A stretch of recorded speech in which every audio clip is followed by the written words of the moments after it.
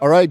Good afternoon. We're here with Monica and Oscaras with field meals and rations with Ever Ration and very exciting new technology, new food manufacturing and development. So let's just talk a little bit about the company. If you give us a high level overview, and then also we'll get down into some of the details on how to see if there's any markets that are still interested or may be interested.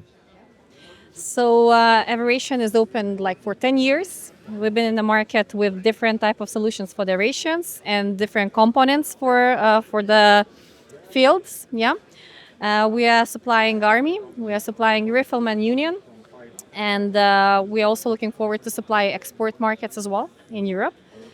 And our meals vary from 3 years to 5 years shelf life, even to 25 years shelf life, which is can be applied for the emergency situations, for the municipalities as well, and even for the humanitarian aid. So different type of applications. Yeah. So not just defense, but also standby rations for municipalities and potential. Now, because of pricing, when you get into the humanitarian element, pricing gets a little bit out of control because of the costs to actually afford to do that. But maybe we could dive into that in a minute. Give us a sense of how you took this company through the research and development, and what products came first. What were the first products you brought to market? Yeah, so absolutely the main product is the main meal because it's the core of the ration. Yeah, so we have a different options of the retort meals and also the freeze-dried meals. So retort, they are like at 3 years, and then freeze-dried comes like more than 25 years can be as well. And so we have our technologists that are creating all the recipes, that are looking through all the nutritional values and so on. So it really depends on the market, really depends on the organization, how much they need to reach, what values they need to reach. Excellent, excellent. And Oscaras, what's your favorite? I think my favorite is the freeze dried. So this one is really good. It's like 7 year shelf life. 7 years. Yes, 7 years. We can also have options up to 10 years, and as well we also have very good solutions 25 years in the can, 20 portions. So it's very unique option to have it. And this is the Ever Ration chicken Curry with fries. Yeah, it's 20 portions. So it's a good unique solution. I think How many years did you say? 25 years. 5 years. Yeah. So it's Now, obviously, we wouldn't want to wait that long, but if you had to, you could, right? yes. And in the case of getting it to market, that product is mainly for what would you say? I think it's for municipalities mainly, yeah, to have it.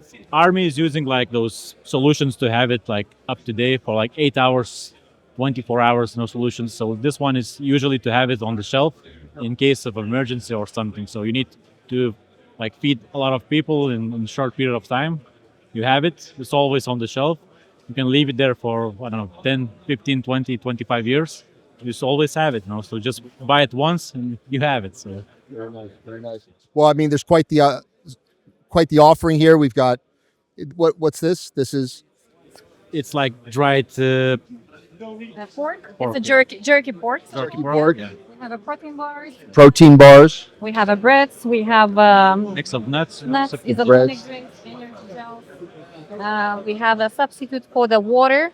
I think you have it in US because it's Yeah. from the US, Okay. partners from the US. So Nice.